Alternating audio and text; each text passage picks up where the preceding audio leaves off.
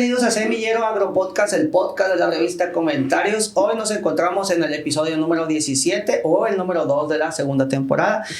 Muchas gracias por seguirnos, por comentarnos y por compartir nuestros episodios y nuestros clips en las redes sociales de la revista. Vamos creciendo muy bien y, como siempre les digo, yo muy contento por eso. Hoy quiero dar la bienvenida al ingeniero Adalberto Mustieles Ibarra. Es un especialista en asuntos de fertilización líquida y en varias técnicas de siembra, muy enfocado a temas de sustentabilidad. Viene desde San Luis Potosí y pues le damos la bienvenida, ingeniero. Gracias. Muchas gracias, Marco, por invitarme y sobre todo pues, a todos los amigos que escuchen este episodio. Esperemos que sea de su agrado. Y que para mí es un gusto tenerlo por este lado porque hace muchos años que no nos veíamos. Tuvimos la oportunidad de trabajar, de colaborar juntos entre 2013 y 2016 y pues la agricultura es muy grande en México y a la vez el sector es muy pequeño y eso hizo que nos volviéramos a unir aquí después de 7 años. Pues así es, fíjate que yo también estoy muy contento de estar aquí contigo y compartir estos micrófonos y sobre todo compartir algunos temas que nos fueron comunes en aquellos años, pero que siguen siendo vigentes en este momento. Completamente, ingeniero.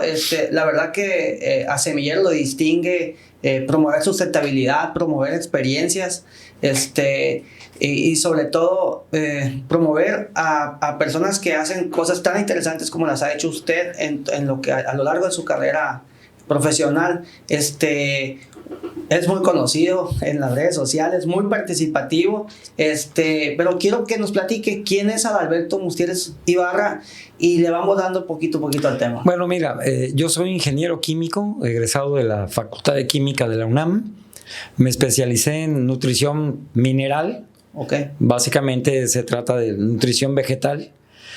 Y en esta especialización en la nutrición vegetal empezamos a descubrir muchas cosas. Yo en el año 2002 fundé una empresa de fertilizantes líquidos aquí en Nabolato. Sí. Fue mi primera empresa de fertilizantes líquidos.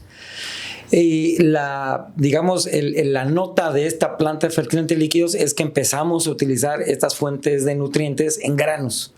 Antiguamente los fertilizantes líquidos se usaban en hortalizas, en granos, eran como fertilizantes de especialidad. Y lo que yo diseñé fue un método de cómo utilizar las ventajas de la fertilización líquida en granos. Digamos que esa fue la ventaja. Pero posteriormente me di cuenta de que si yo quería tener más rendimientos, no solamente bastaba con fertilizar, sino que el tema era cómo manejar el agua. Sí. Entonces yo no sabía nada de riego. Me fui a estudiar irrigación a Nebraska.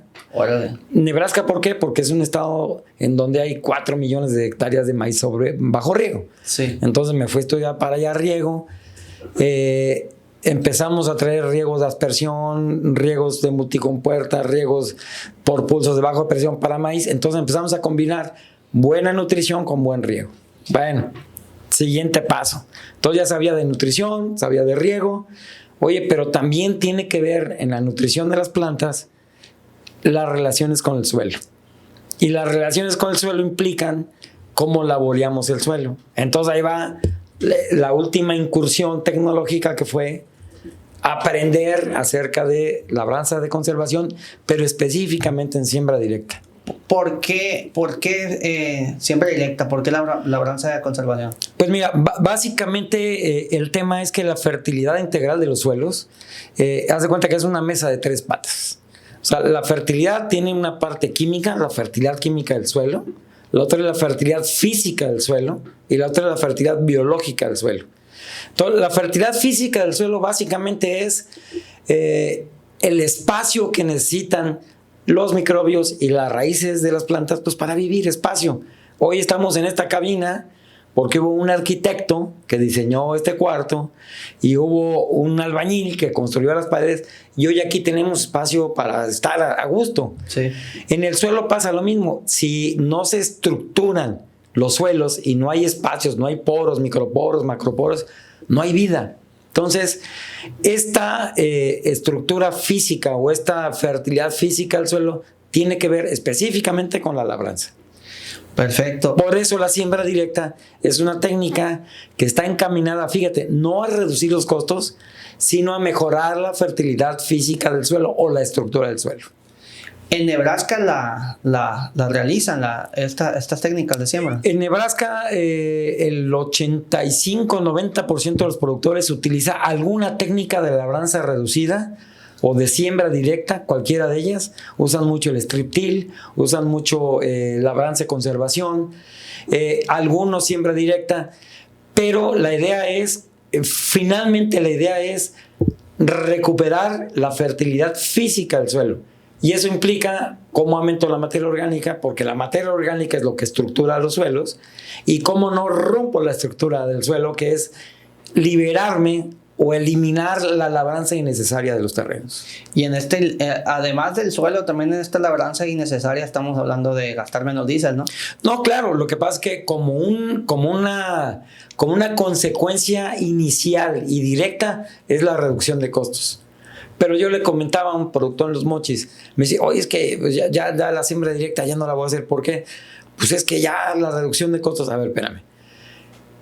Si no han aumentado tus rendimientos con las técnicas que adoptaste de siembra directa o labranza de conservación, la que quieras, quiere decir que algo estás haciendo mal. Sí. Porque yo puedo reducir los costos, y muy importante, 6-7 mil pesos por hectárea, pero facilito.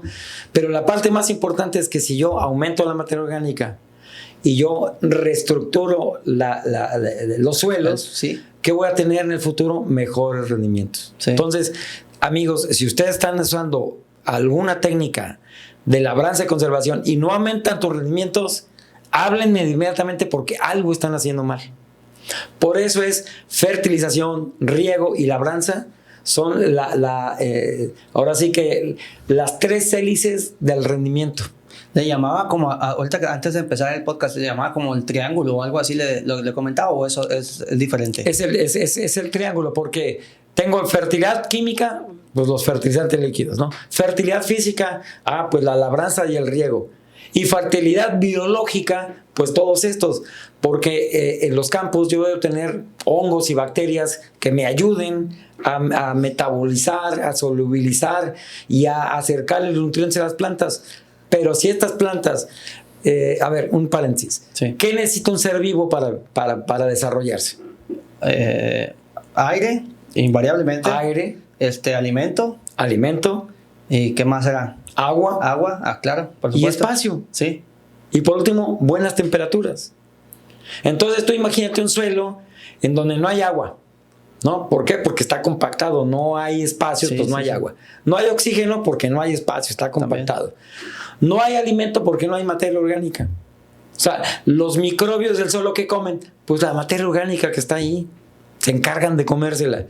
Entonces, si no hay materia orgánica, si no hay estructura, los bichos no crecen. Y si no crecen los bichos, pues entonces no hay vida. Y si no hay vida en el suelo, olvídate de los altos rendimientos. No se puede. Le cuesta mucho trabajo, no puedo generalizar, pero a algunos productores entender esa parte entre la regeneración y la importancia del suelo, ¿no, ingeniero? Pues fíjate que, ¿por qué se venden los fertilizantes orgánicos, Marcos?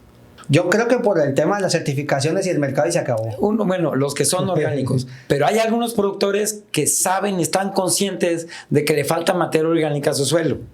Entonces van y compran 1 tonelada, 500 kilos, 200 kilos, 100 litros de algo que esté negro, sí, que sea materia orgánica, porque saben por dentro que hay que aumentar la materia orgánica. De un chocomil, pues. ¿Cuál es el problema? 1 hectárea de terreno pesa 3.900 toneladas. Ok. El 1% de eso son 39 toneladas. Entonces dime, si yo le aplico 500 kilos de algo a una... no pinta. No pinta. ¿Qué sí pinta? Oye, yo soy un agricultor que saca 12 toneladas de maíz. Por Dios santo, saca el maíz y todo el residuo de cosecha, no lo toques.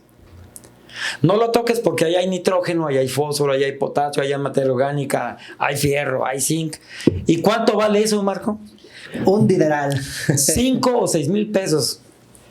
Pero llegas y lo quemas, o lo rastreas, o lo barbechas, o se lo vendes a los que hacen pacas por 500 pesos la hectárea. Mire, yo le voy a decir una cosa, bajo mi experiencia en semillero. Hemos subido ya varios episodios donde hablamos del tema de hacer pacas, del tema de no hacer pacas para dejar la materia orgánica en tu suelo. Y si alguien puede decir que la gente está recia a no escuchar estas clases de recomendaciones de gente con tanta experiencia como es usted y varios invitados, soy yo, Sí, porque claro. yo soy el que lee los comentarios y vipea, casi te digo, irán lo que voy a decir, pero no baja de menso a una persona que tiene 40 años como asesor técnico, pues. Pero es que es mal negocio. O sea, tú vendes algo que vale 5,000 pesos en 500, pues es mal negocio. O sea, punto. Sí, aquí lo hemos dicho en chorro de veces. Es mal negocio. Ahora, si yo tengo animales, ¿no? Y quiero juntar los residuos de cosecha para darles de comer, está bien, porque son mis animales. Toma el estiércol de tus animales y regrésalo a tu parcela. Se acabó. Pero si soy un granero y quemo mis residuos, lo que estoy haciendo es ir en contra de la sostenibilidad. No puedo. Si yo quiero tener 15 o 16 toneladas de maíz, no puedo si no tengo un suelo regenerado. No puedo si no tengo un suelo con espacios. Y no puedo si no hago una buena fertilización, una buena labranza y un buen riego. Oiga, no puedo. Y sin embargo he escuchado a otros promotores de altas densidades o de sistemas de alta producción, alta densidad, decir que están en contra de la agricultura de conservación. Y esas cosas son a mí, a veces, digo yo, no tiene sentido. Entonces, con el otro know-how que traigo yo por este lado, que usted sabe la carrera que yo tengo. O sea, no lo entiendo por ahí. A ver, aquí hay un comentario muy, muy sencillo. Muy, muy sencillo. Es evidente que si yo sembro 0 semillas, pues tengo 0 kilos de nada, pues. Y el maíz, por ejemplo, o el trigo, o los granos, tienen una capacidad de compensación. Entonces, yo empiezo a subir la densidad de siembra, empiezo a tener más toneladas y más toneladas y más toneladas, pero va a llegar un punto en que por más semillas que siembre, ya no va a subir el rendimiento porque ya no compensa. Por la competencia, por el oxígeno, por la competencia, por el sol, por la competencia, por suelo, por la competencia de todo. Entonces, ese punto, que sería el punto en donde el agricultor va a tener los máximos rendimientos, se tiene que descubrir experimentalmente, Marco. Sí. O sea, no hay forma de que yo diga, oye, aquí la densidad debe ser 112,000. No. Tengo que hacer un experimento. Si no experimento, es muy difícil llegar a este número. La agricultura, por eso, es ciencia. Y en donde estamos atrasados en México es que no tenemos datos. Es más, la densidad de siembra de los mochis no va a ser la misma que en Guasave, ni que en Culiacán, ni que en San Luis Potosí, o en Guanajuato, o en Jalisco, o en Nebraska, o en Iowa, o en Idaho. Ahorita te venía comentando, te compartí un proyecto de investigación de densidades de siembra en Purdue con el doctor Bob Nielsen, un amigo mío muy, muy, muy simpático el cuate, pero tienen 85 años haciendo este experimento. Y ellos dicen, espérate, aquí en Idaho, si siembras 70,000 o 75,000 o 78,000 o 80,000 o 90,000, el rendimiento no responde. Entonces, ¿qué tienes que hacer? Pues tienes que sembrar 68,000, que son las que te dan el máximo retorno económico a tu inversión. Entonces, no es la respuesta solo la alta densidad. No es la respuesta meterle decenas y decenas de unidades de nitrógeno a un cultivo. No es la respuesta hacer la labranza y conservación solita. No, la respuesta es un sistema integrado, por eso le llamo modelo de agricultura progresiva. ¿Y por qué progresiva? Porque a veces no puedes cambiar todo de un solo golpe. Entonces, tengo que ir tomando técnicas que van encaminadas a tener una agricultura sostenible para tener una fertilidad integral del suelo que vaya en armonía con mi sistema de producción. Entonces, yo aquí te puedo decir que nosotros tenemos maíces con 108,000 plantas, 220 unidades de nitrógeno, 30 unidades de fósforo, 20 de potasio, 5 de azufre. Le metemos fierro, zinc, manganeso porque el pH no nos permite absorberlos del suelo y estamos teniendo entre 13 y 16 toneladas.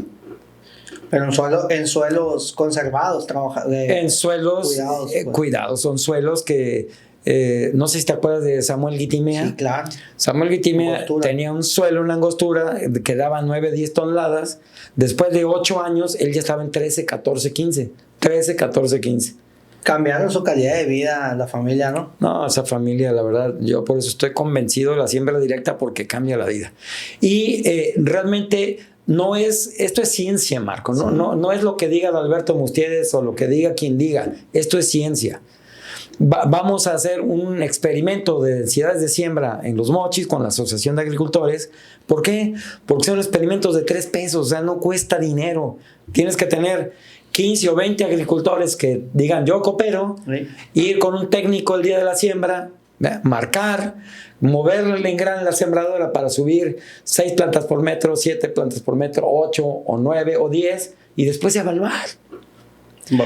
Perfecto. Y si esto lo hacemos por 5 años, en 5 años podemos estar en un podcast contigo y presentar los datos y decir, señores, para el área de Mochis, en suelos de barrial, tantas semillas. Para estos híbridos, lo que te conviene sembrar son tantas semillas. Ojalá, semillero, ojalá, semillero va a llegar muy lejos, así sean 5 años. Va a estar muy interesante Ahora, eso se puede hacer en Culiacán, se puede hacer en Guasave. ¿Qué es lo que tenemos que hacer? Organizarnos, no cuesta ni dinero, no tenemos que bajar dinero de ningún lado. De ningún lado, ni del gobierno, ni de fundación, ni de ningún lado. Es que estén de acuerdo los agricultores, ir al campo, hacer los experimentos y evaluarlos. Básicamente lo que tienen que hacer es hacerlo, ingeniero. Nada más.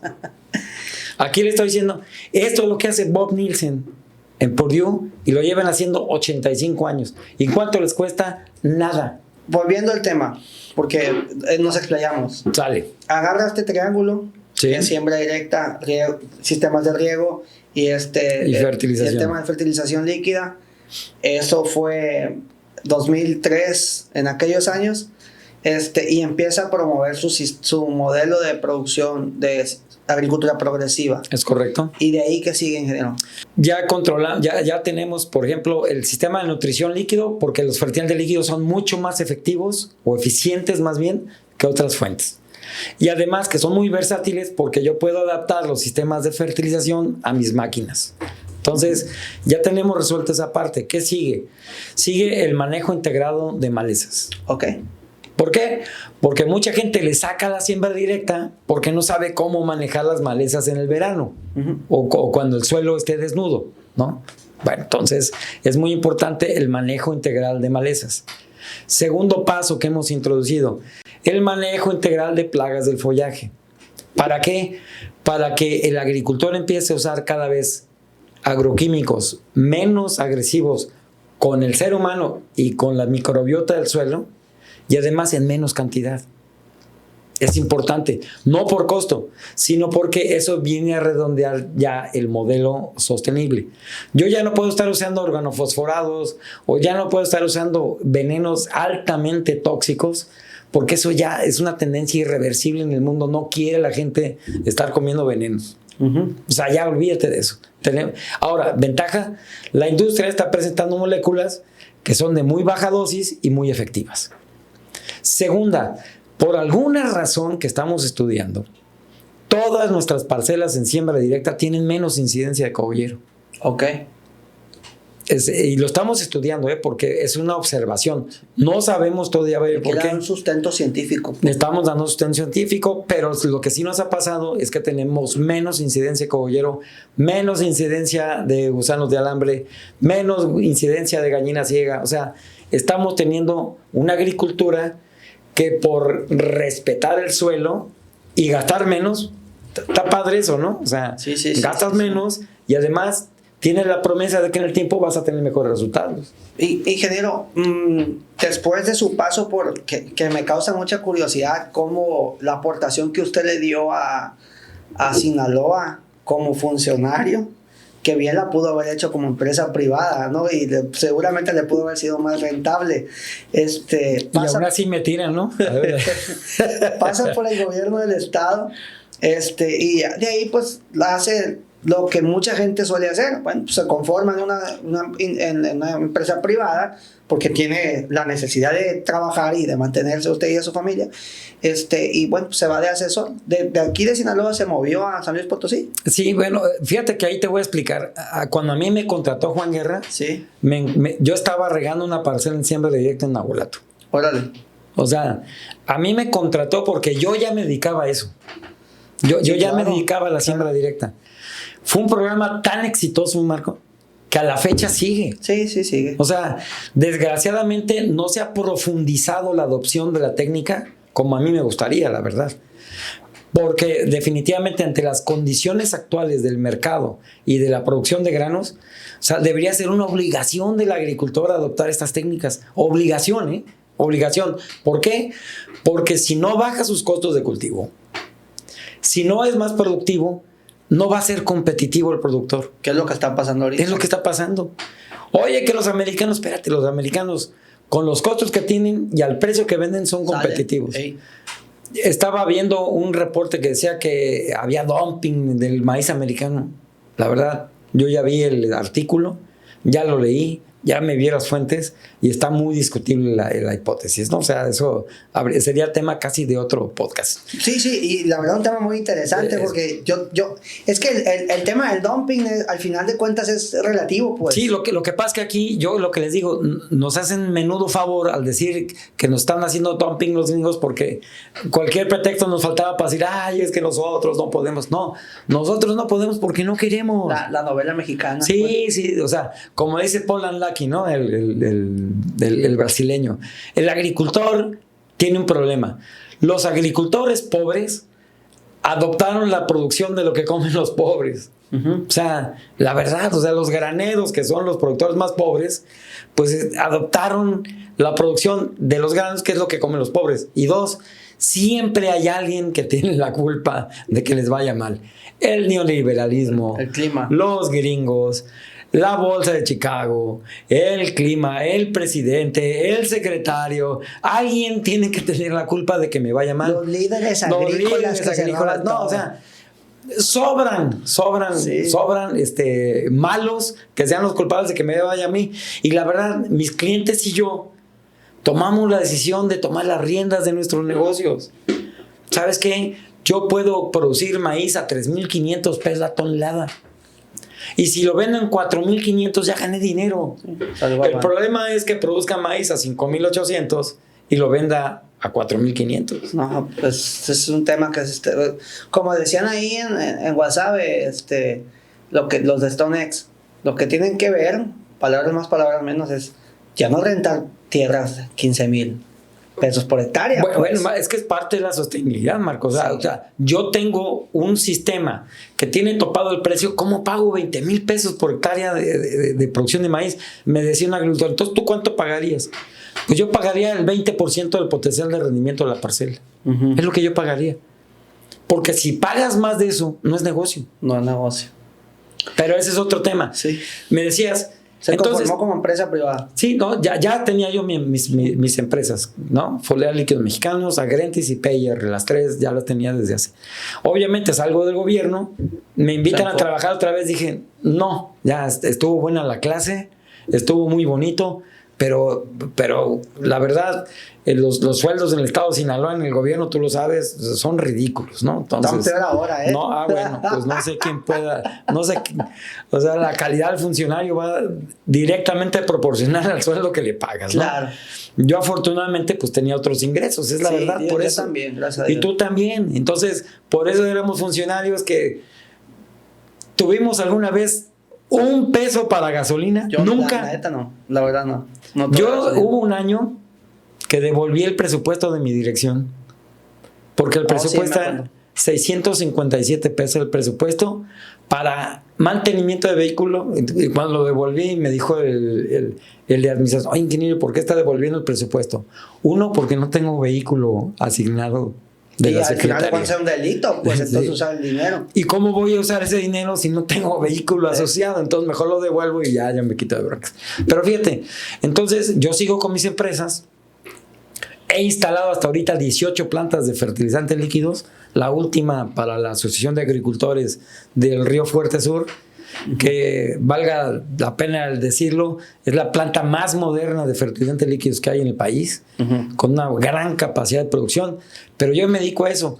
Y este año tengo 2 más aquí en Sinaloa, 3 más en Bajío y una que vamos a poner en Tamaulipas. Me dedico no tan solo a comprar y vender maquinaria para siembra directa, sino tengo la tecnología y las fabricamos nosotros. Órale. Inge, tengo un conocimiento total de su trabajo en el asesoramiento para la construcción de plantas de fertilizantes líquidos. Una de ellas apoyó a un amigo mutuo, al doctor Emilio. Sí, es correcto. Me tocó ir, me tocó verla trabajar, y me comentaba el doctor Emilio que pues la gente ya sabe cómo es, no echona, y que le echaban y que les decía, pues dirás lo que quieras, que le dijo el doctor. Al final de cuentas, yo sé que le estoy echando a mis maíces, a mis cultivos. Yo sé que llevan mis líquidos. Tú sabrás Dios que te están vendiendo, pues. Sí, fíjate que una parte importante de la sostenibilidad es la autogestión del productor. Claro. Entonces, y hemos hecho muchas plantas de autogestión de grupos de productores para que bajen sus costos. Finalmente, los fertilizantes líquidos, fíjate, obviamente no es más que fuentes fertilizantes disueltas en agua. Obviamente hay que saber cómo disolverlas. Y la fórmula, ponerles, por supuesto. Sí, la formulación y cómo aplicarlos. Ahí, por ejemplo, nos hemos metido mucho a la tecnología de equipos de aplicación.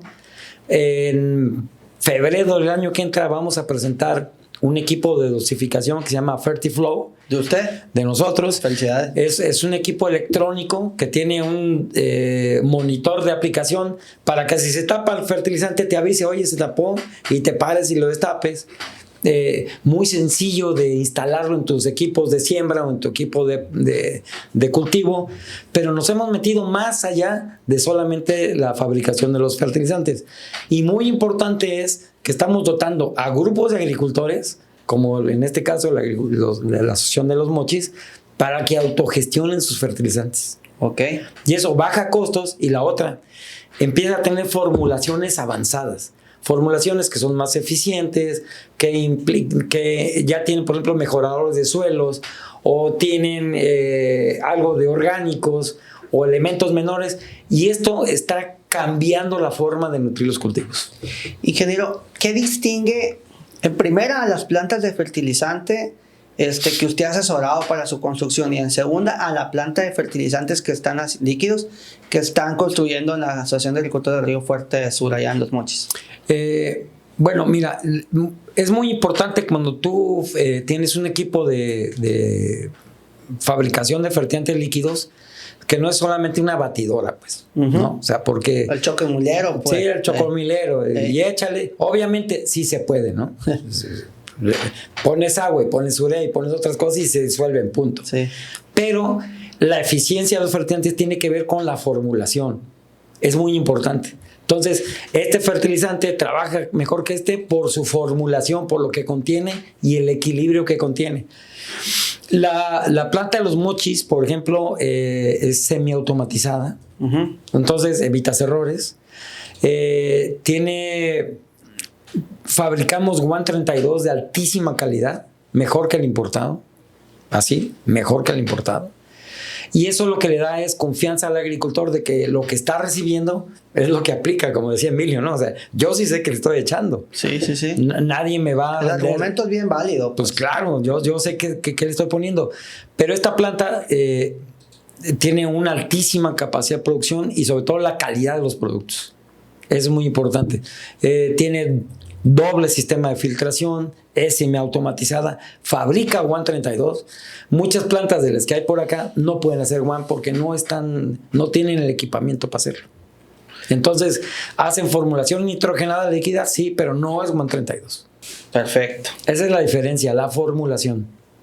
Bueno, nos regresamos a la trayectoria que traiba, como dice el corrido. Sí, sale, vale. Porque agarramos y regresamos y volvemos.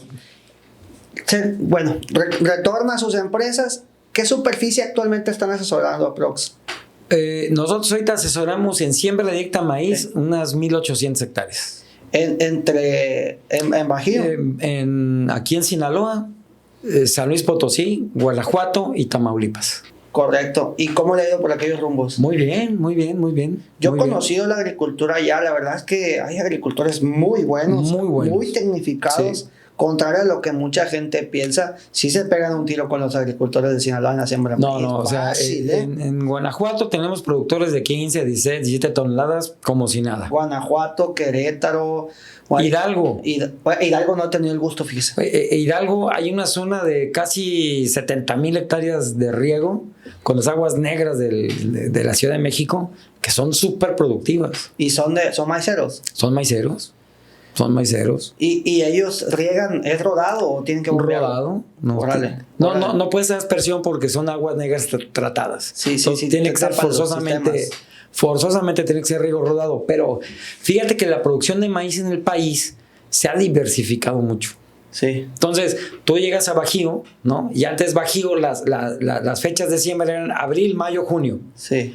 Oye, ahora encuentras maíces sembrados en febrero, en marzo, en abril, en mayo, en julio, en agosto, en septiembre.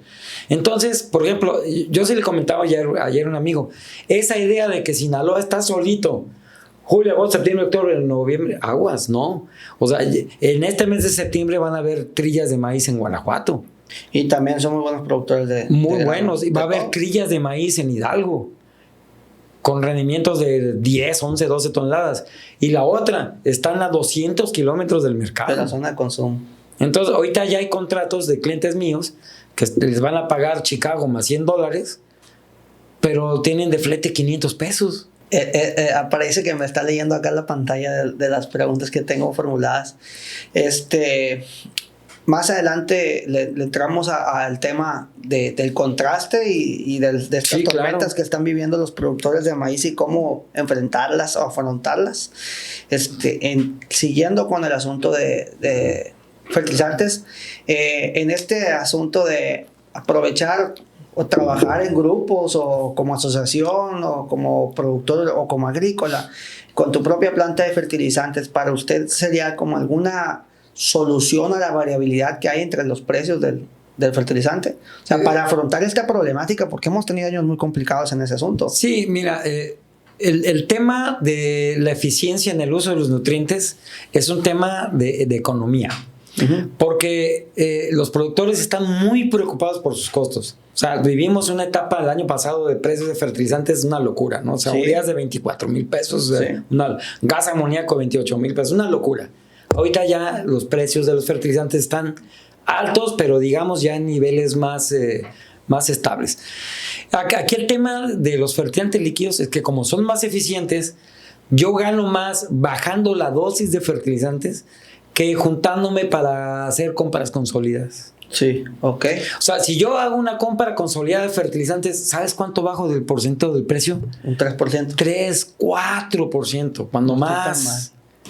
2,5%, 3%. Entonces, el problema no es bajarle 200 pesos a la urea. Sí. El tema es por qué uso 380 unidades de nitrógeno si con 220 puedo sacar un cultivo. Quiere decir que no está siendo eficiente. Quiere decir que mi problema es que estoy tirando mucho nutriente que no estoy aprovechando. Sí. Entonces, cuando yo les digo a los clientes, cuando ustedes quieren formar una planta de fertilizantes, ahorita voy a hacer una planta de fertilizantes para los productores de cítricos en Tamaulipas. Ok. ¿Por qué? Porque hicimos pruebas y ellos vieron que con la mitad de los nutrientes que le están vendiendo pueden obtener cosechas similares. ¿Cómo la aplican? ¿Con goteos? En goteo. Okay. Sí, en goteo. En goteo, pero le estaban vendiendo fertilizantes solubles y fertilizantes que la verdad les eran muy costosos. Un ejemplo, alguien les dijo que no le metas cloro a los cítricos porque no florean y no sé qué. Yo dije, bueno, pues el cloro es un elemento esencial para las plantas. Yo no veo cuál es el problema. Problema que le ponga cloro de sodio, porque entonces sí le doy en la torre con la salinidad. Entonces hicimos una prueba que en vez de poner nitrato de potasio, que es carísimo, hicimos una mezcla líquida que le llamamos nitrocloruro de potasio. Nos gastamos el 30% en pesos para invertir en potasio y nos dio el mismo rendimiento. ¿Qué hubo? Entonces digo, ¿quién te dijo que los cloruros eran dañinos para los cítricos? Redoble de tambores. ¿Quién te dijo? Ay, caray. Qué buena pregunta. ¿El gobierno o qué? El ¿No? que vende el nitrato de potasio. Por supuesto. Pues sí. ¿Cómo se llama? Pues sí. El vendedor. El vendedor, no, se le pone el nitrato de potasio, se te va la mole. Y el técnico también. Y yo como buen mexicano lo contra el gobierno. Contra el gobierno. Pues también ese, ¿no? Entonces, fíjate, rompemos paradigmas, ¿no? O sea, rompes un paradigma y entonces me dice el técnico, oye, ingeniero, entonces... ¿no hay problema con los cloruros? Pues no, el problema es que le pongas cloruro de sodio en un agua salada, pero en este fertilizante, que tampoco es cloruro, porque es lo que te digo, es la formulación. No es agarrar agua y disolver cloro de potasio, no, es una formulación. Entonces, los agricultores se juntan para su planta de líquidos y lo que tienen acceso es a nuevos modelos de producción. ¿Por qué? Porque no tan solo vas a cambiar la fertilización, vas a cambiar cómo aplico la fertilización. Y cuando cambias cómo aplicas la fertilización, entonces cambias tu equipamiento. Y entonces te empiezo a traer a que poquito a poco, de manera progresiva, adoptes más técnicas. Agricultura progresiva. Agricultura progresiva. Oye, ¿y si lo hacemos en siembra directa? Entonces... Se van enamorando, pues. Se va poquito. Sí, despacito.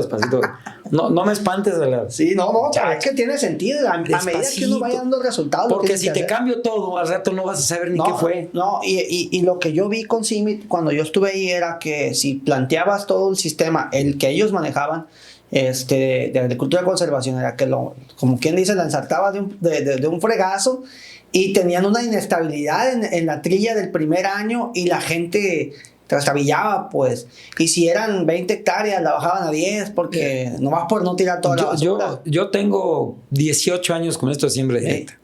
Y que en los 18 años yo creo que he sembrado, ¿qué te gusta? Unas 70,000 hectáreas en siembra directa. En ni una me ha bajado el rendimiento del año 1. En ninguna. Órale.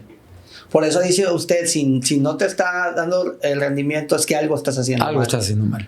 Pero al tercero, al cuarto, al quinto año, tu suelo tiene que mejorar. Y si no mejora, revisa qué estás haciendo porque algo está mal.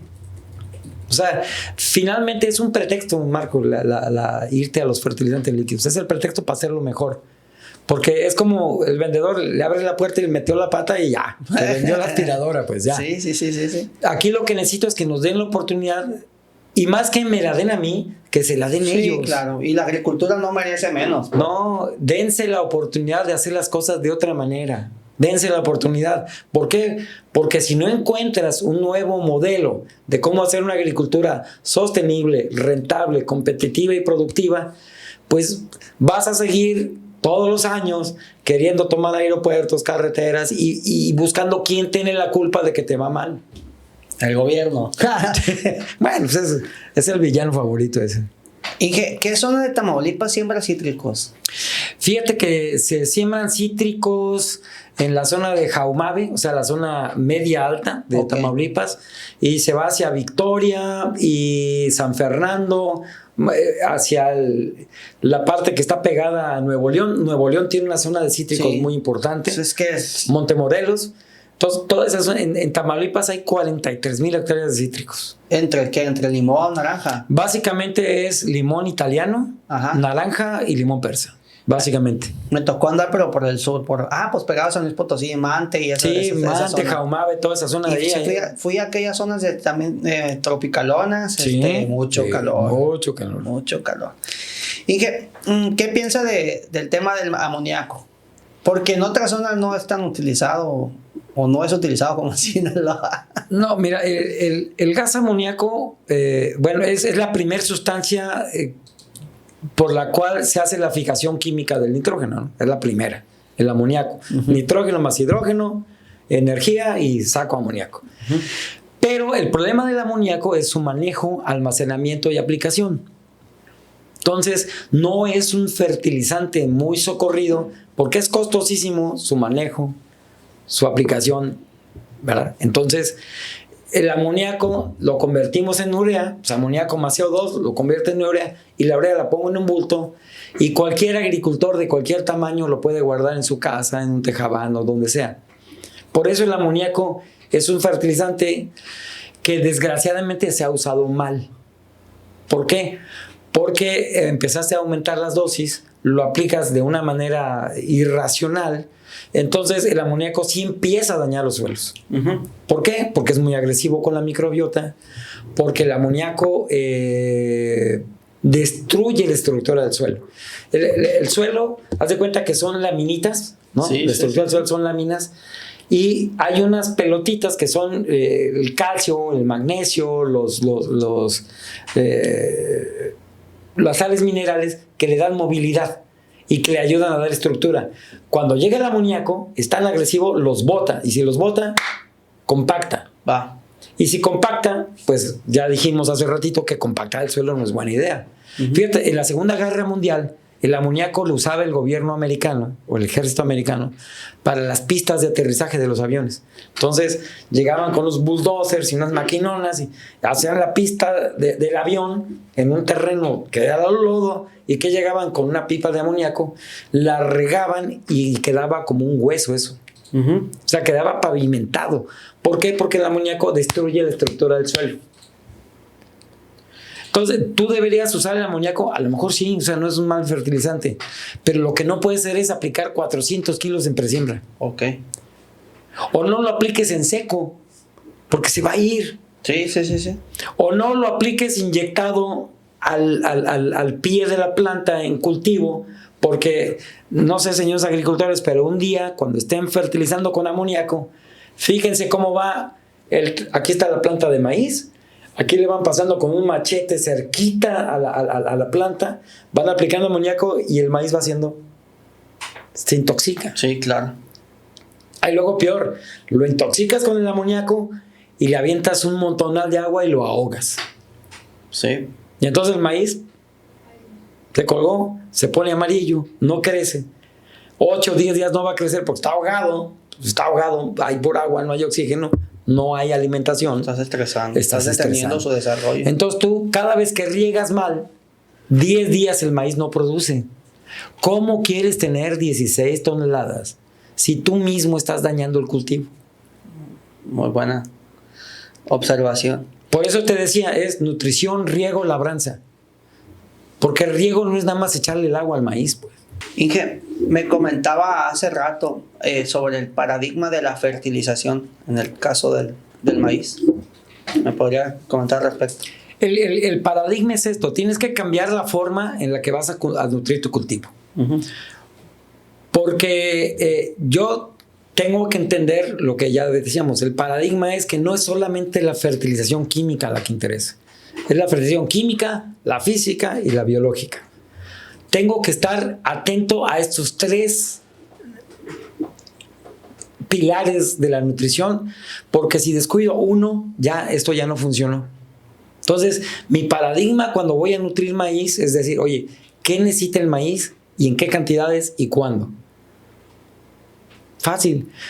Nosotros fabricamos fertilizantes foliares, pero tenemos 2 años, Marco, que ya no vendemos fertilizantes foliares en botecitos, ya vendemos el activo para que el agricultor en su planta me genere fertilizaciones de altísima gama. ¿Qué quiere decir alta gama?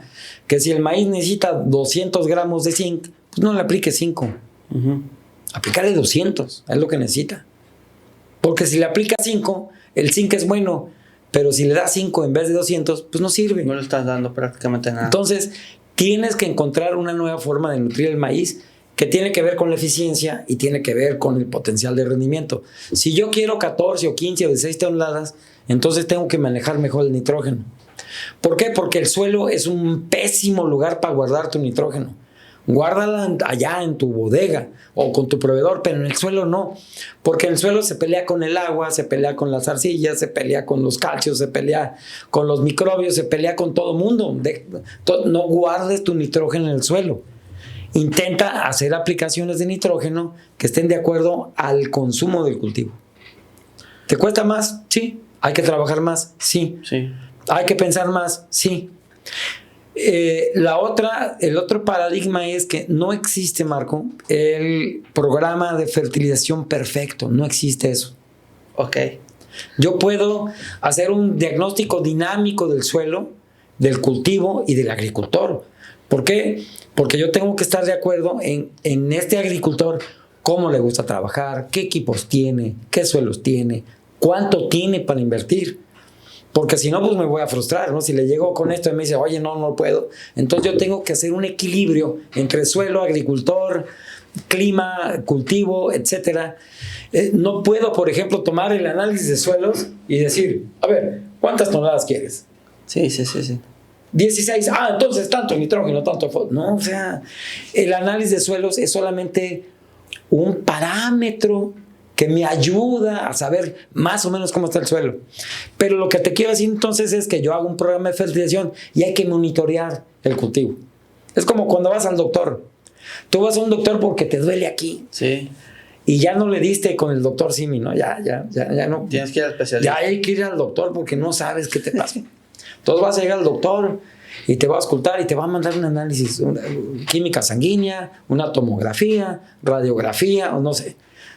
Vas a ir al laboratorio, te van a hacer los análisis, regresas, el doctor que hace, ve eso con su experiencia y lo que te ve y te da un tratamiento.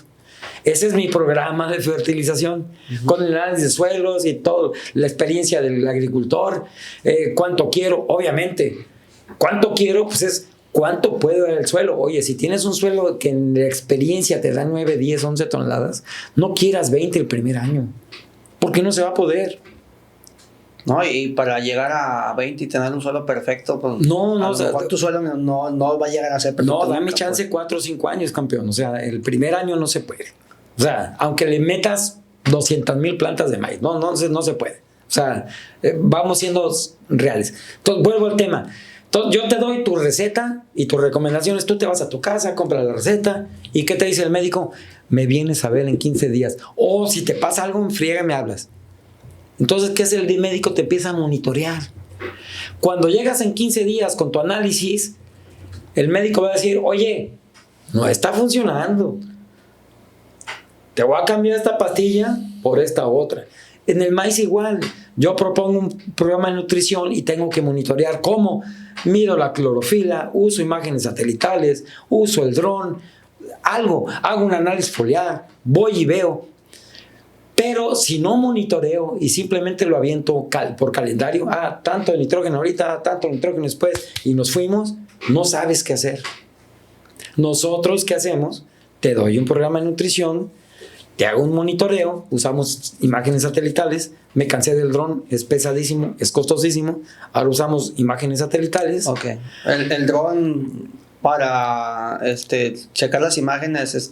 Yo compré 2 drones con cámaras con espectrales. Espectral, sí. Carísimas las cámaras. 100,000 pesos. Sí, carísimas. Y el problema es que tenía que tener gente, ¿verdad? Con el dron y era costosísimo, nadie pagaba. Entonces, tengo un sistema de imágenes satelitales, te cuesta 120 pesos al año y se acabó la bronca. Invariablemente el satelital sustituyó esa parte del Lo sustituye completamente. Entonces, lo que yo sí te puedo decir, oye, ¿sabes qué? Vamos muy bien con el programa de nutrición, síguele por ahí. O fíjate que en este lote vamos a meter potasio. ¿Por qué? Porque ahí hay oportunidad de que el maíz reaccione a potasio. Este año en la asociación a 3 agricultores dijimos, oye, en este suelo el maíz va a reaccionar a potasio. Muy importante el potasio y la gente no le da tanta importancia. Y aplicamos potasio en la complementación nitrogenada en el cultivo y en el segundo riego de auxilio. Y tuvimos aplicando 30 unidades de potasio en estas dos opciones, 2.3 toneladas de promedio, de diferencia entre 50 hectáreas con y 50 hectáreas sin. Hoy me dice, ¿cómo supiste? Bueno, pues porque la experiencia y los datos y lo que estamos observando nos dice ese cultivo puede reaccionar a potasio. Pero si no puede reaccionar a potasio, ¿cómo por qué te voy a vender 2,000 pesos de potasio si los vas a tirar a la basura? No lo necesito. Ese es el nuevo paradigma, Marco. No es nada más establecer un programa, tantas unidades y me fui. ¿Por qué? Porque en la temporada el mejor indicador de que va bien la cosa es la planta. Sí. Es la planta. A veces me dice, oye, no funcionó la fertilización porque el maíz está amarillo. No, lo ahogaste. O sea, falló el riego. Entonces, el nuevo paradigma, nutrición y riego están íntimamente relacionados. Completamente. Si yo riego mal, fertilizo mal. Además, las plantas comen agua, ¿verdad? Entonces, regar es una parte de la fertilización de los cultivos. Nuevo paradigma. Inge, ¿y cómo hacen la fertilización en el caso de riego por pulsos? Bueno, fíjate que en el riego por pulsos ahí también nos ha ido bien. Uh-huh. Los agricultores han estado aceptando el sistema. Y básicamente el riego por pulsos es una fertirrigación. Okay. Haz de cuenta como si fuera goteo. Uh-huh. ¿Por qué? Porque en riego por pulsos, como podemos controlar la lámina de riego, yo, por ejemplo, en vez en el maíz de darle 3 auxilios, en donde me gasté 700 milímetros de agua, le doy 8 y me voy a gastar 450 milímetros de agua. Entonces tengo 8 oportunidades para dosificar nitrógeno y potasio si lo necesito. Nuevo paradigma, aunque esté en goteo, el fósforo no lo debes dosificar en la cinta de goteo. El fósforo lo tienes que colocar en presiembra cerquita de la planta, porque el fósforo no es móvil. Entonces, si lo aplicas diluido en la cinta de goteo, ese fósforo se va a inmovilizar con los calcios y va a ser muy difícil que le llegue a la planta. Uh-huh. Entonces, en riego por goteo, si tú estás manejando maíz en riego por goteo, tienes que hacer una fertilización de base en donde todo el fósforo lo pongas ahí y luego en la cinta nada más maneja nitrógeno y potasio. Y azufre, ¿no? Si fuera el caso. Uh-huh. Nitrógeno, potasio y azufre. Entonces, en el riego por pulsos, además de que ahorras agua, tienes una oportunidad importantísima para estar dosificando el nitrógeno y hacerlo más eficiente. Recuerden, ese es otro cambio en el paradigma. Habían personas o hay técnicos que decían, oye, es que en el maíz después del espigamiento ya no absorbe nitrógeno. No, la curva de absorción de nitrógeno en el maíz es una sigmoidea, ¿no? Empieza muy despacito, crece, pero no deja de absorber nitrógeno hasta que el grano está en madurez completa. Sigue absorbiendo nitrógeno y además es el nitrógeno que le va a dar la proteína al grano. Sí, claro, que lo va a formar. Lo va a formar. Entonces, ¿quieres un grano pesado? Tienes que garantizar que el maíz tenga suficiente nitrógeno en la etapa de desarrollo del grano. Importantísimo. Obvio, el maíz va a ir traslocando el nitrógeno de la parte de las hojas de abajo hacia las hojas de arriba y luego al grano. Pero es más difícil que te lo empiece a pasar. Entonces también, nuevo paradigma. No tiene que estar completamente verde todas las hojas del maíz. Eso significa un exceso de nitrógeno. Correcto, Inge. Igual, hace ratito estábamos platicando de los factores que no controlas en el caso de los rendimientos del maíz. 80-20, decía, si no me equivoco. Sí, fácil. Ajá. Fácil. Platícame de eso. Pues mira, el rendimiento del maíz es multifactorial. Bueno, del maíz y de cualquier cultivo, ¿no? Es un factor multifactorial. Y de estos factores hay factores bióticos y hay factores abióticos, o sea, unos que dependen de los seres vivos y otro que básicamente es el suelo y el clima. Y de estos factores, los que podemos controlar es el 20%. Uh-huh. ¿Qué podemos controlar? La fecha de siembra, la forma de siembra, el híbrido que uso, o sea, la genética, cuánto fertilizo, cómo riego, cómo controlo las plagas. Pero lo que no puedo controlar es el clima. No lo puedo controlar. Es más, aunque yo sembrara en la misma fecha todos los años, es imposible reproducir las mismas condiciones todos los años. Y tener exactamente el mismo rendimiento. Y no puedes tener el mismo rendimiento. Por eso es dinámico esta la agricultura. Por eso tienes que tener datos. Por eso tienes Totalmente que tener una agricultura científica, basada en datos, no en creencias. Aquí en Semillero han pasado ya varios asesores técnicos que tienen vasta experiencia. Y la verdad que la conclusión de cada uno de ellos hasta ahorita ni uno ha variado es: la agricultura tiene que ser con datos y científica, no tiene vuelta de hoja. Cada quien a su manera, si usted quiere. Sí. Porque cada quien trabaja de acuerdo a su Habrá muchas propuestas, ¿no? Sí. Eso no importa la propuesta, lo que importa es el esquema. Es que la agricultura de repente está muy romantizada, ingeniero. Y la raza, no puedo generalizar, pero hay raza que trae como la fórmula y esta fórmula y usted lo sabe, pues, y es un cuadro y esos cuadros son bien complicados de cambiarle su figura, pues. Fíjate que Yo te voy a decir una experiencia personal. En el año 2013 me invitaron a un seminario de uso eficiente del nitrógeno, que yo pertenecía a ese workshop, a ese taller, Sí. invitado por el doctor Jim Shippers. Y estando en Nebraska, nos invitó Syngenta, nos invitaron a un día de campo. Dije, pues un día de campo está padre. Bueno, el día de campo de Syngenta era un campo experimental de 95 hectáreas que hicieron con la Universidad de Nebraska. El evento empezó a las 8 de la mañana. Eran 6 estaciones de genética, de nutrición, de 6 estaciones. El evento de las 8 a la 1 de la tarde, que nos hicieron una comida y una conferencia magistral, reinició a las 3 de la tarde y se acabó a las 6. ¿Sabes cuántas cervezas dieron ahí? 0. Ni una. ¿Sabes cuántos agricultores se fueron? Ni uno. ¿Sabes cuántas personas éramos? Más de 500. Y hubo 100 personas que se fueron con un certificado porque habían tomado un seminario. Era un evento que culminaba un seminario de capacitación. Está profesionalizado. A agricultores que se estuvieron 12 días de 8 a 3 de la tarde en un seminario de capacitación.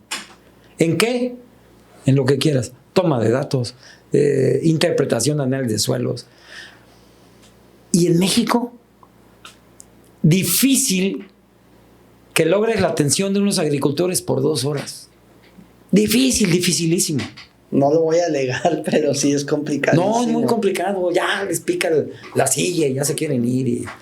Y eso, esos son de... ¿Y sítelos al siguiente día a las 8 de la mañana? No. Pero haga el seminario en Mazatlán. No, pues sí. No van a llegar. O sea, ¿qué es lo que te quiero decir? Que nos falta mucho para tener una agricultura realmente productiva. Nebraska, te vuelvo a repetir, tiene un promedio de 16.7 toneladas por hectárea. Órale. ¿Qué quiere decir? Que Sinaloa, con el riego que tiene, con el suelo que tiene, con la maquinaria que tiene, deberíamos estar en 15 de promedio. ¿Y estamos en cuánto? 11. 11. Y cuando usted y yo estábamos allá, eran 10 y medio. 10.5. 10 y medio. Y subimos a 11. Y esa media tonelada le hemos ganado por los híbridos. Punto. Sí, invariablemente. Nada más por los híbridos. Y los americanos están ahorita en promedio nacional 10.8, pero es temporal. Sí, pues la mayoría es temporal, ¿no? Claro, entonces no puedes decir, no, es que en Sinaloa estamos en 11, igual que los gringos. Sí, papá, pero ya es temporal. Pero en Nebraska usted comentaba, si no me equivoco, que manejan riegos, ¿no? Tienen 4 millones de hectáreas sobre riego. Siembran con el deshielo, me imagino, y luego ya manejan los riegos con riego. ¿Es correcto? Con bombeo. Sí, es correcto. Y aún así bombeando, que tiene su costo, siguen siendo rentables. Siguen siendo rentables. Tienen problemas, porque está muy cara la energía. Entonces ahorita en Nebraska un agricultor promedio se está ganando $120 por hectárea. Okay. Muy poquito. Por eso allá tienen que tener 200, 300, 400 hectáreas, porque ganan muy poquito. ¿Es más caro producir allá que aquí? No. La semilla es más cara en Estados Unidos. Porque el OGM, pues. Porque tienen hasta 8 eventos transgénicos estaqueados. Sí. El fertilizante más o menos vale lo mismo allá que acá.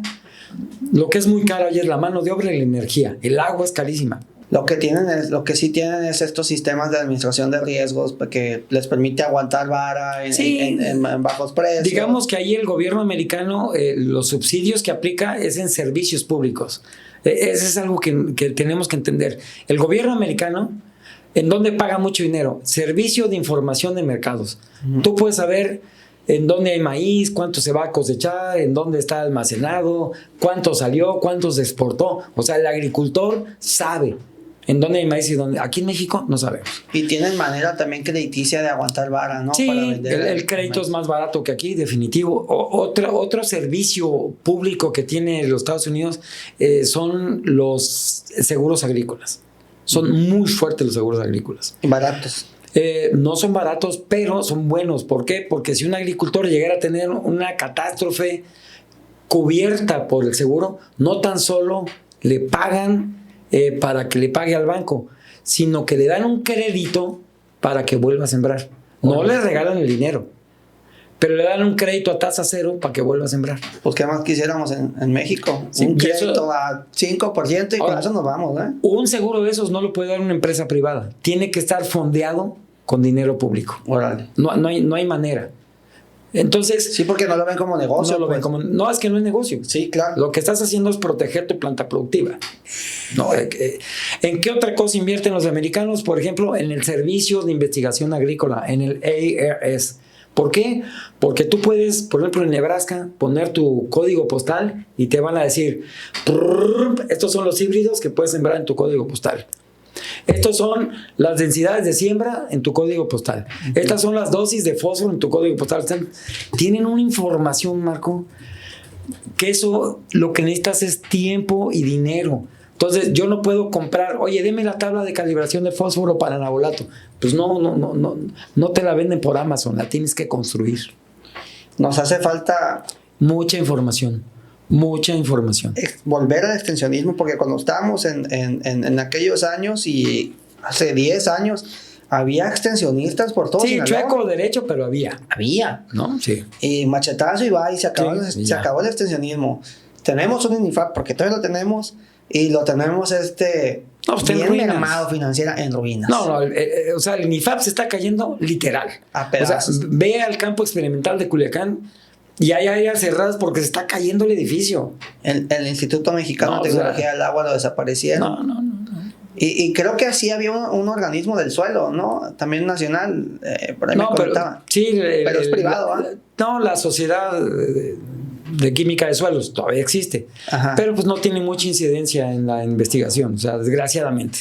Entonces, ¿cómo nos hace falta volver a esa clase de cosas? Estaba viendo la película esta de Kiss the Ground y ahí comentan que en Estados Unidos hay un Instituto Nacional de Suelos. Pues qué fregón sería que tuviéramos esa cantidad de datos en agua, en suelo, en clima, extensionistas en el campo, agrónomos trabajando en el campo. Las universidades invierten una cantidad impresionante en investigación agrícola y están vinculadas a los productores. No, o sea, volvemos a lo mismo. Si yo quiero que Sinaloa llegue a 15 toneladas promedio por hectárea, que sí puede, hay mucho por hacer que no estamos haciendo. ¿Considera que Sinaloa es el estado de los estados con mayor potencial de rendimiento en temas de granos? Pues, si consideras que tenemos país, ¿no? 715,000 hectáreas de riego, sí. Yo hablo más bien por temas no por superficie, sino por rendimiento promedio, pues. Pues yo creo que ya hay muchas zonas en el país que nos pegamos un tirito con quien sea. O sea, unas zonas de Jalisco, unas zonas de Guanajuato, unas zonas de Querétaro también son muy buenas. En Chiapas, en la Frailesca, hay zonas de 15 toneladas. Es que yo hasta donde llega el mundo mío, pues. Sí, te vas a Guanajuato y hay maíces de 17, de 16. Son fregones. Vas a Hidalgo, allá donde nadie sabe, ¿no? Donde no sea, pero hay maíces de 12, 14, 15 toneladas. O sea, gracias a los híbridos. Aprovecho el espacio para dar las gracias a la raza de la Cruz, allá con el compa Becken, del canal 2 de la Cruz, que nos retransmiten Semillero Agropodcast. Muchas gracias. Saludos a todos los amigos de allá. Y también saludo a la raza de Guanajuato, que tengo varios amigos por la Irapuato, Cuerámaro, por allá. Hay varios amigos. Si han llegado hasta este punto de Semillero, de este 17 episodio, denle like y compartan. O segundo episodio, dirán, de la segunda temporada, pues. Me está regañando atrás de las cámaras. Bueno, entonces decía, nos hace mucha falta, y siempre lo he dicho, aquí fuera, fortalecer el tema de la investigación, de la difusión agrícola. Y a mí es algo que yo no puedo asimilar que esté pasando lo que está pasando, y ni modo, yo hablo bien al chile, la verdad.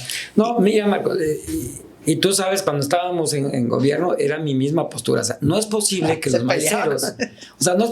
maiceros de Sinaloa aporten 8, 9 o 10 millones de pesos que se tienen que usar para investigación y no hayan experimentos de densidad de siembra, no hayan experimentos reales de híbridos. Oye, no es posible que en todos los mochis quieran hacer una parcela de híbridos. Tienes que hacer 100 parcelas de híbridos. Sí, por supuesto. Ojalá volviéramos a todo eso, a fortalecer. Yo también, de hecho, solía publicar las validaciones que hacían de híbridos en diversos campos en Sinaloa. Este año no se soltaron los datos, y bueno, pues ni modo.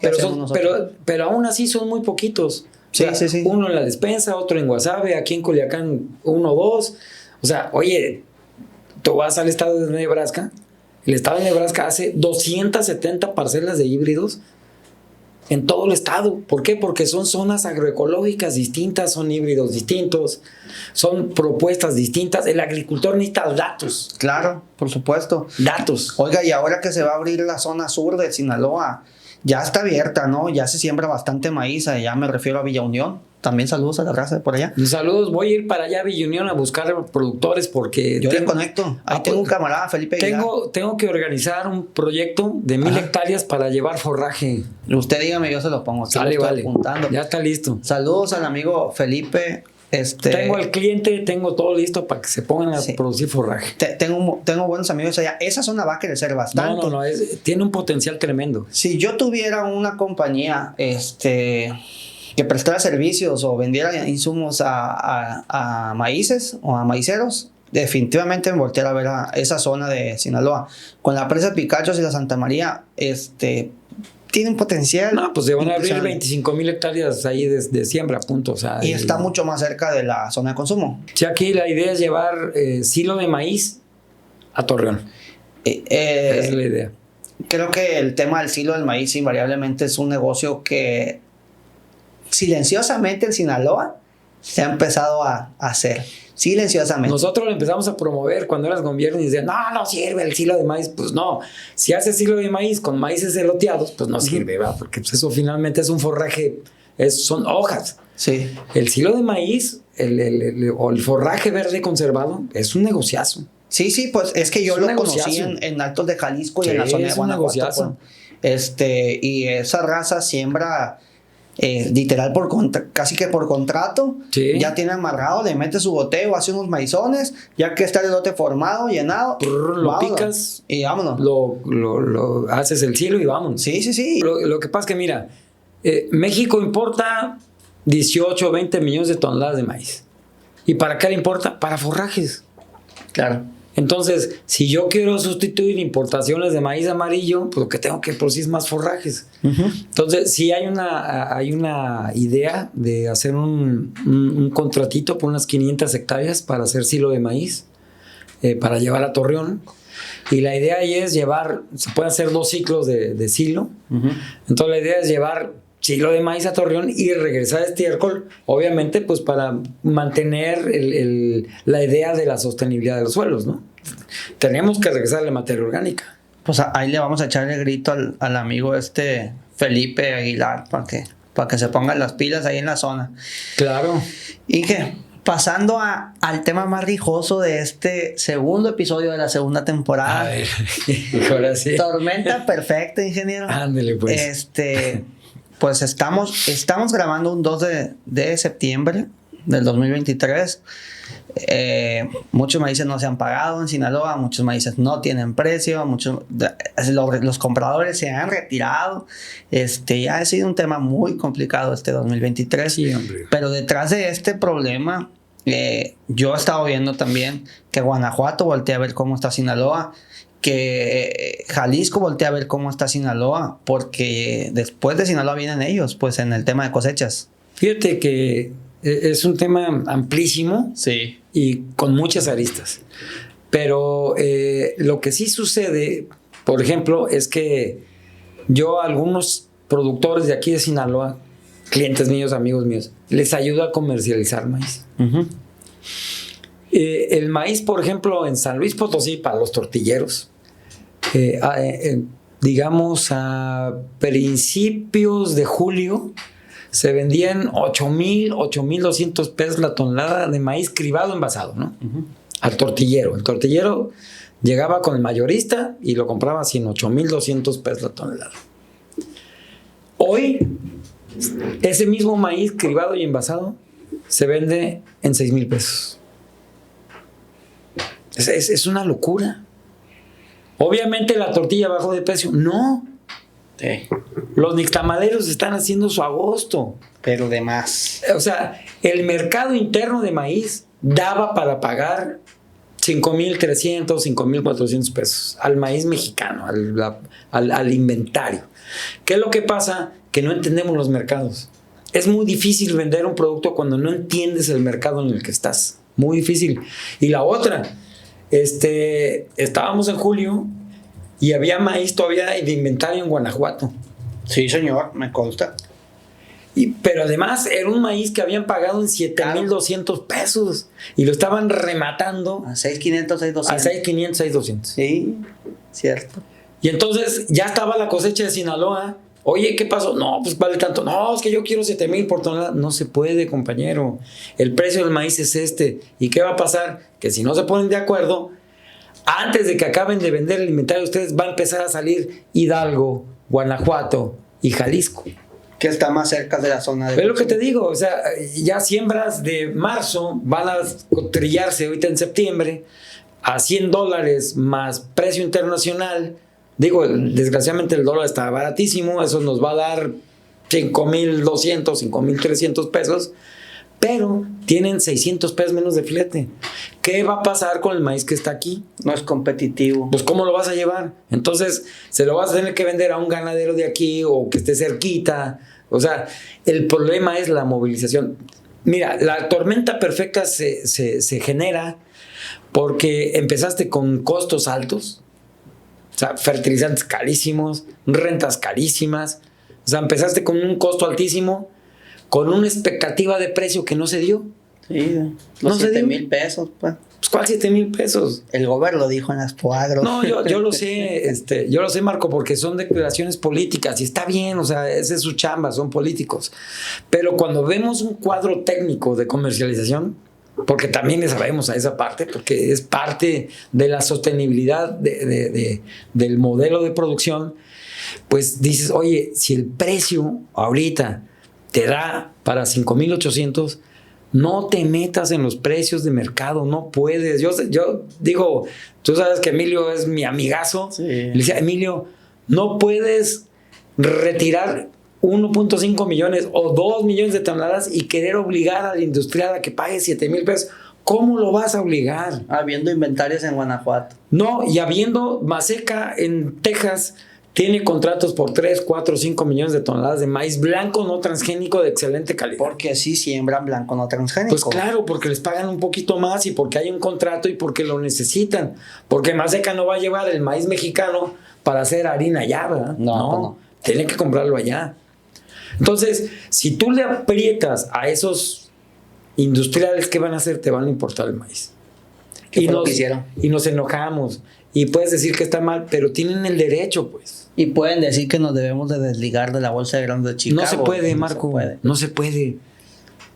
En Rosario, Argentina, hay una bolsa de granos que tiene 100 años y está basada en la bolsa de Chicago.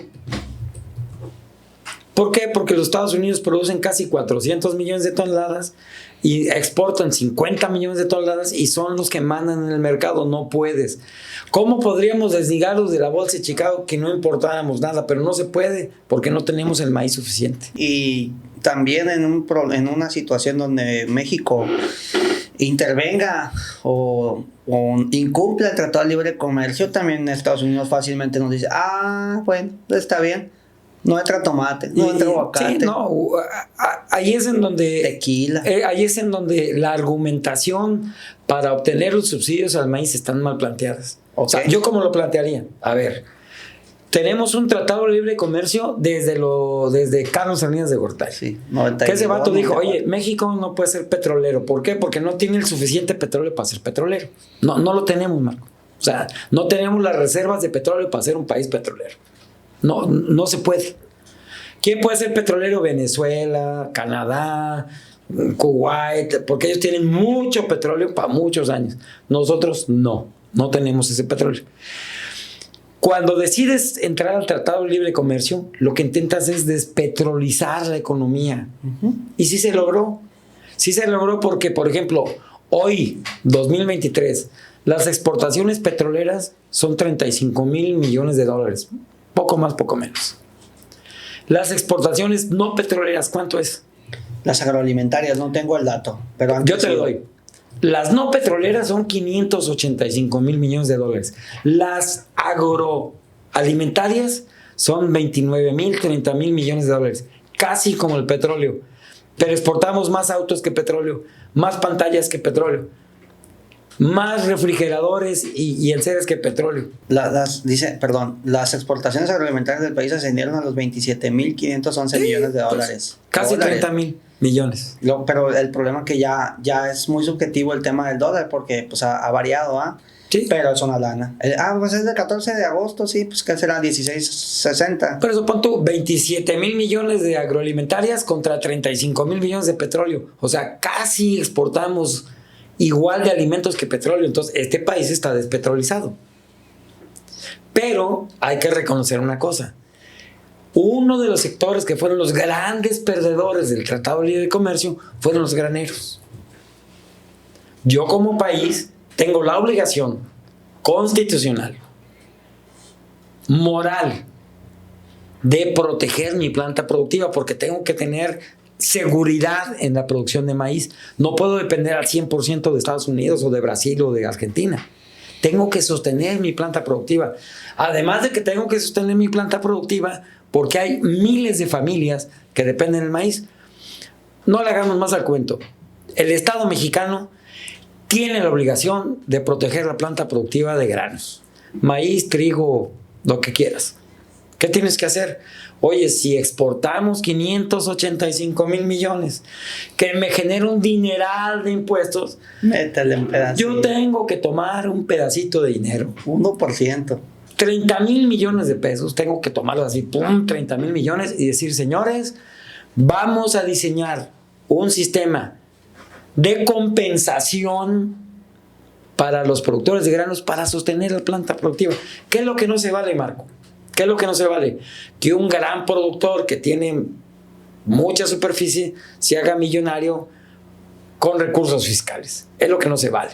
Ahí estamos de acuerdo todos. No se vale. Pero ese argumento se invalida cuando se le afecta a todos por parejo, pues. Sí, pero entonces yo ¿cómo lo haría parejo para todos los productores? O sea, si yo fuera ahorita secretario de Agricultura o el presidente, yo ahorita me pongo así. ¿Sabes qué? ¿Cuál es el máximo de superficie que puede tener un mexicano? 100 hectáreas. Por ley. No puedo tener más que 100 hectáreas. Bueno, yo le voy a dar 10,000 pesos por hectárea, hasta 100 hectáreas, a todos los productores, llámense como se llamen, de que sean de donde sean. En Sinaloa, ¿eso cuánto hubiera costado? 5,800 millones de pesos. ¿Por qué? Porque si yo siembro 150 hectáreas, compadre, yo te apoyo 100 y las otras 50, ese es tu problema.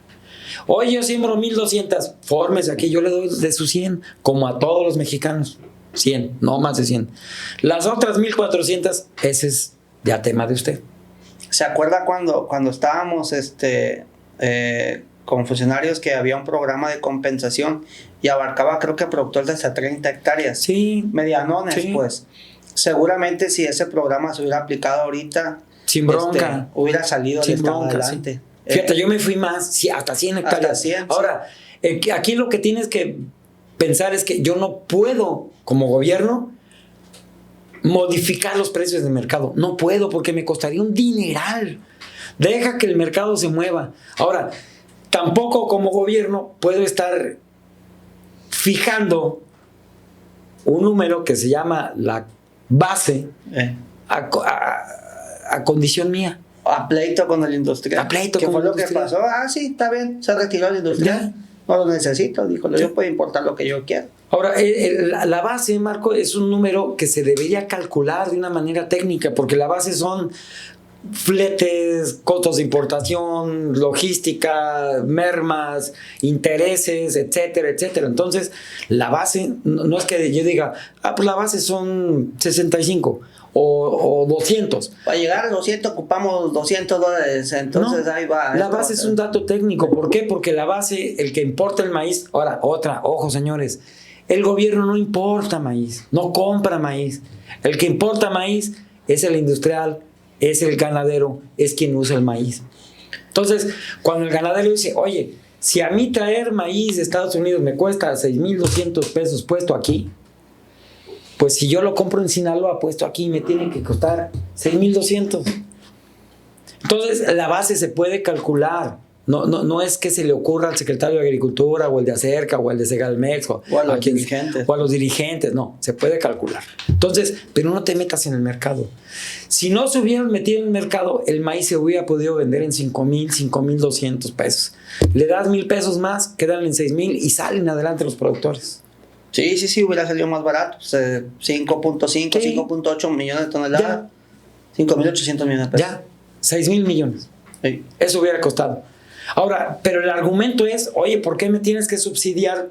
Porque eres un sector que perdió en el Tratado de Libre Comercio y yo estoy exportando 580,000 millones de dólares de productos no petroleros que me hace tener una balanza comercial positiva y entra mucho dinero al país.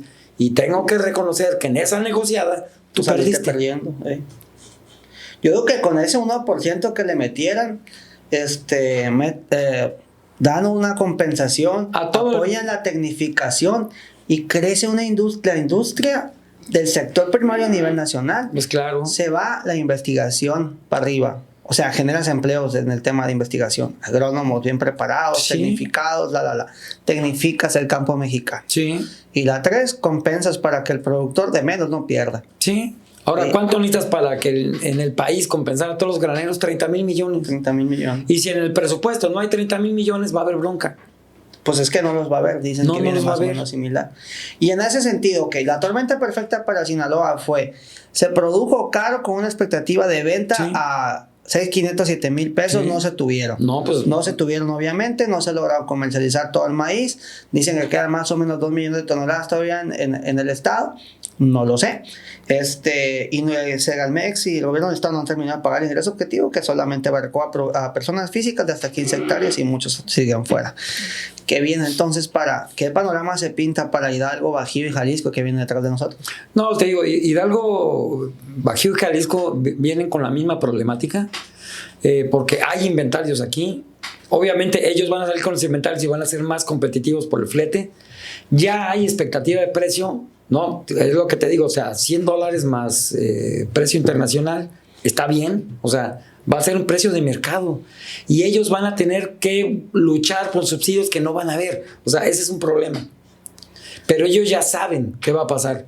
¿Sabe qué? También me comentaron por ahí que también no hay compradores en la zona, o sea, el industrial tampoco está interesado ahorita en el maíz porque allá. Hay 2 millones de toneladas de maíz que están ya ahí. Fíjate. O sea, está complicada la cosa para ellos también. Para que sea negocio para ellos, vamos a decirlo así, ¿qué precio podría ser? Para Bajío. Sí. Pero lo que pasa es que hay muchos modelos de producción y los costos varían. Son igual de altos que aquí. Sí. Pero igual de altos, ¿eh? Igual de altos. Sí. Igual de altos porque allá el manejo de malezas y el manejo de plagas de suelo es muy costoso. La humedad y todo eso. Sí, es muy costoso. Entonces el costo de producción es alto. Pero ahí el tema no es cuánto necesitan, sino cuánto van a obtener por el mercado, pues. Les va a ir mal. Te atiro. Sí, les va a ir mal. Y no tuvieron... Este es el PB. No tuvieron OI, ¿verdad? No, allá no hay otoño. Allí es PB, pero ya es un PB que antes, como te digo al principio del programa, o sea, empezaba en abril. Algunos que con punteos es que riegan al inicio, para ¿no? sembrar, sí. Para sembrar. Empezaban con punteos en abril, mayo, junio y algunos poquitos ya en julio, ¿no? Ahora tienes siembras en marzo. Se movió el ciclo. No, ¿por qué? Porque hay oportunidad de venta de maíz en marzo. Entonces, pues, obviamente, si yo tengo riego, tengo tierras y ha respondido el maíz en siembras de marzo con los híbridos que se están sembrando ahí, pues lo siembro. Y en septiembre empiezo a tener maíz. Entonces, si Sinaloa no vende su maíz antes de que empiecen esas trillas, estamos en problemas. Hijo de la chingada. Estamos en problemas. Oye, pues se viene tan complicada la cosa. A nivel nacional prácticamente, sí. Porque también si el maíz está en problemas, en temas de precios, el sorgo está igual. Pero fíjate, yo lo que te digo, y he platicado con muchos líderes amigos, les mando un abrazo a todos, les digo, a ver, tan mal está el Estado en no presentar una opción adecuada para los maiceros, como los maiceros poner la posición de que quiero 7,000 pesos. Pues no se puede, pues. Ahí sí que como dijera el presidente, eso ya se acabó. Y la verdad es que tenemos que aceptar que la política del presidente no es así. No, y yo te voy a decir, es que por ambos lados hay razones. El tema es que tenemos que construir juntos una propuesta que sí sea viable. Primero aceptar que el sector de granos necesita, por justicia, que sea apoyado. Compensado. Lo tienes que compensar. Y en segunda, tienes que aceptar que hay que construir un programa de subsidios, no de precios de garantía, porque un precio de garantía tú le tienes que dar el precio de garantía a todos. Al tope. Y a todos. Sí. Al que llegue, ¡pum! Entonces, si tú tienes un precio de garantía que nada más es para unos cuantos, pues no es precio de garantía. Es un precio diferencial para ciertos sectores, no es un precio de garantía. Entonces, la otra parte es generar un sistema de subsidios que sea justo y equitativo, porque no está bien que algunos grandes productores, como te lo vuelvo a repetir, se hagan millonarios a costa de los recursos fiscales. Pero también no se vale no premiar a los productivos. Creo que tiene que ser equilibrado. Tiene pues mucho sentido lo que dice, de cierta forma, con los argumentos de la gente que está, por decir así, defendiendo el gobierno, cuando dicen que los grandes productores se llevan se dio, muy posiblemente, no puedo decir que me conste, posiblemente se dio, pero hay maneras de solucionarlo, Claro. Pero no pegarle un machetazo a toda la política pública del agro O comercial. sea, tan mal no te doy nada como tan mal pedir yo quiero todo. Sí, o sea, aquí tiene que ser una negociación inteligente. Y aquí es donde yo pongo el tercer punto, el que está usted comentando, lo que está usted comentando. El tercer punto sería abrir el diálogo con el gobierno y con el industrial. Claro. Y decir, a ver, pero ya tuvimos un año muy malo. ¿Otro? Ay, caray, yo no sé qué sigue en estos meses, en este mes de septiembre y octubre. Estamos a 60 días de sembrar maíz. Estamos a 60 días de empezar la siembra de maíz. Y muchos no han comercializado su maíz, pues. Y no van a tener crédito porque no han pagado. Uh-huh. Y la bronca es real. Y la otra bronca, Marco, ¿cuántas personas tienen pagadas rentas adelantadas por 20,000 pesos? 18,000 pesos. Porque dijeron, pues el maíz va a costar 7,000 siempre. No, hay que ser dinámicos. Ese es el problema de que no haya un sistema de información de mercados adecuado para guiarte. Oye, agua, espérate, no. El maíz no va a costar siempre 7,000 pesos. Ese comentario que hace usted del sistema de planeación y de ir viendo el plan de siembras, pero no en Sinaloa. No, a nivel nacional, entre inventarios y todo el rollo. ¿Cómo quisiera yo que hubiera esa inteligencia de mercados, pero a nivel nacional? O sea, tú dijiste ahorita una frase que a mí me resonó y es el comentario. Es que no sé cuánto maíz hay. Cuando no sabes cuánto maíz hay en el centro del país, aquí en Sinaloa, y cuando no sabes, pues ya empezaste mal tu comercialización. Sí.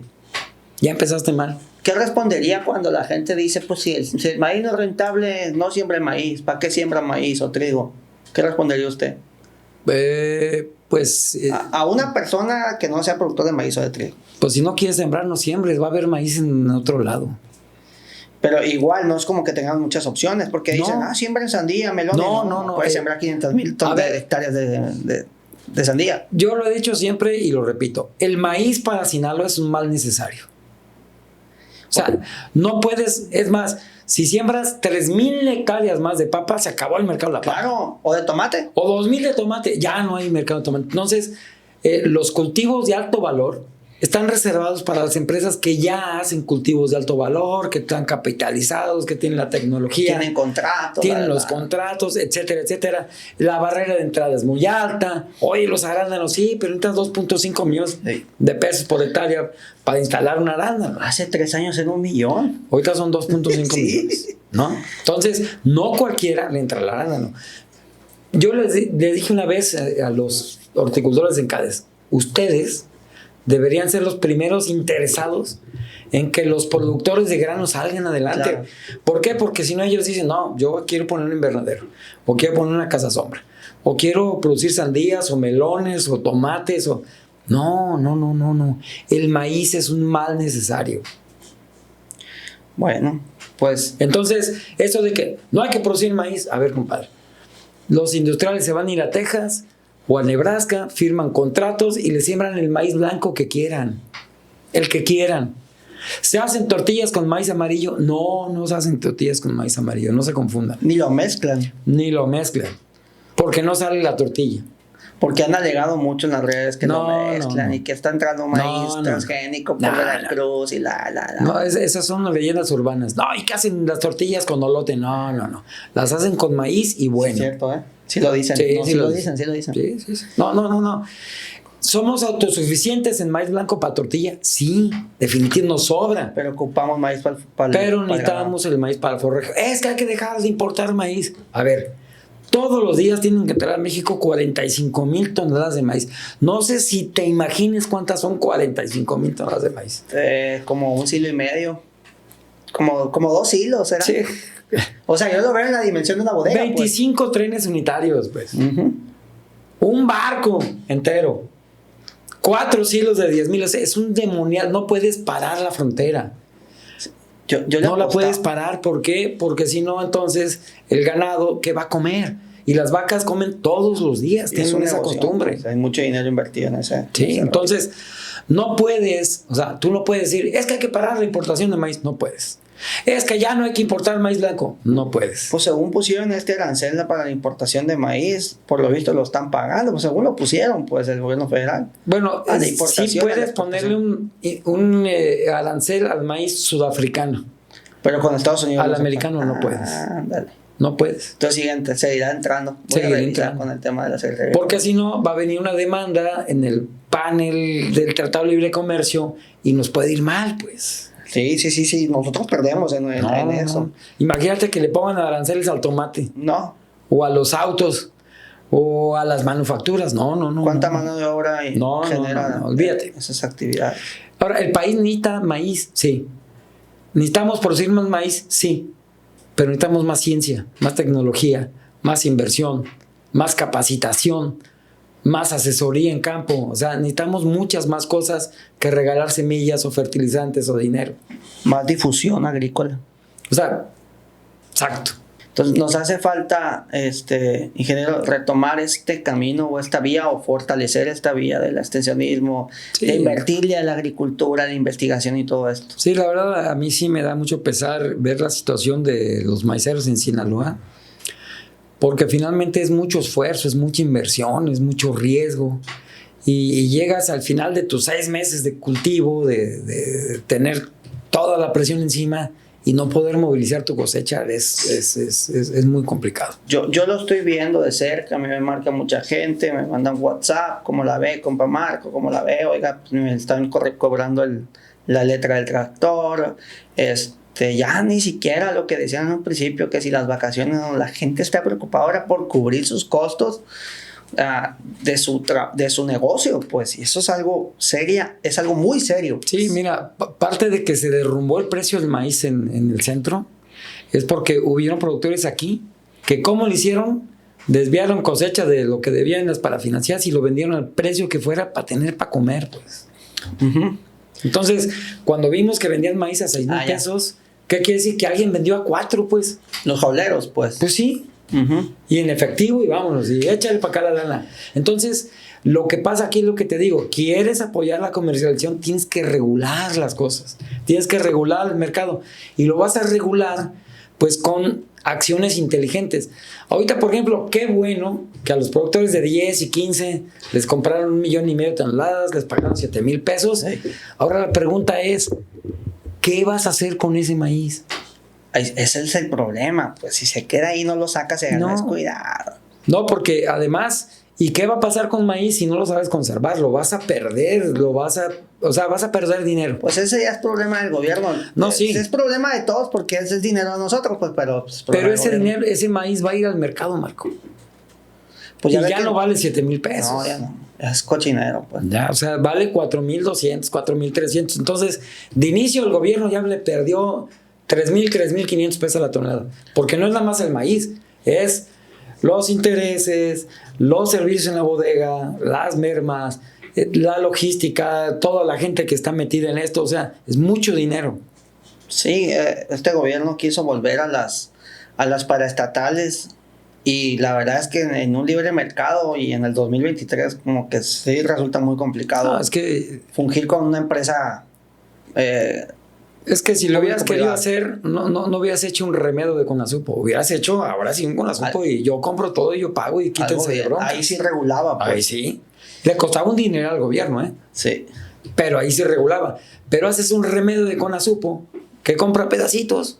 Pues no. Y que paga porque si hubieran querido, o sea, y que paga tarde, porque si hubieran querido calentar el mercado de la libre, como aquí en este podcast se sueltas platicó, el billetón. Pero de ya, sacas el maíz a cosechar en por eso, 30 primer días. problema de la comercialización del maíz.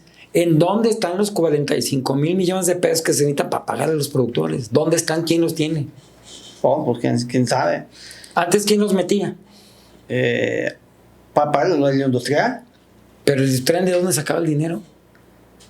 pues de Líneas de crédito Sí, de Financiera por Nacional, ¿verdad? Para darle liquidez al mercado. Por eso la Bolsa de Chicago es importante, porque la Bolsa de Chicago lo que le da es liquidez a los mercados para que el productor entregue su cosecha y le paguen. Sí, pues Pero aquí, ¿quién te paga, Marco? O sea, tú multiplícale, pon tú que el maíz hubiera costado 5,200. Por 6 millones de toneladas son 30 y tantos mil millones de pesos. ¿En dónde están? ¿Quién los tiene? Por eso el productor entrega su cosecha y cuando se la pagan, cuando viene el dinero. sí, pues ¿qué tardaban? 15, 20 días por ahí en O pagar. un mes, O o un 2 mes, meses.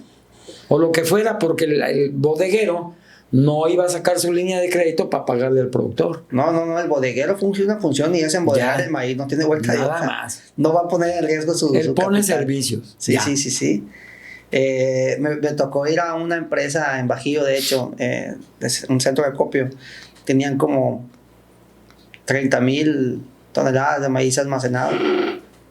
30, 40,000, una bodega muy grande. Tenían como 4 o 5 empleados. Nada más. Pues sí. No ocupaban más, pues. Porque su chamba es recibir maíz, conservarlo, que no se le eche a perder. Exacto. Y embarcarlo.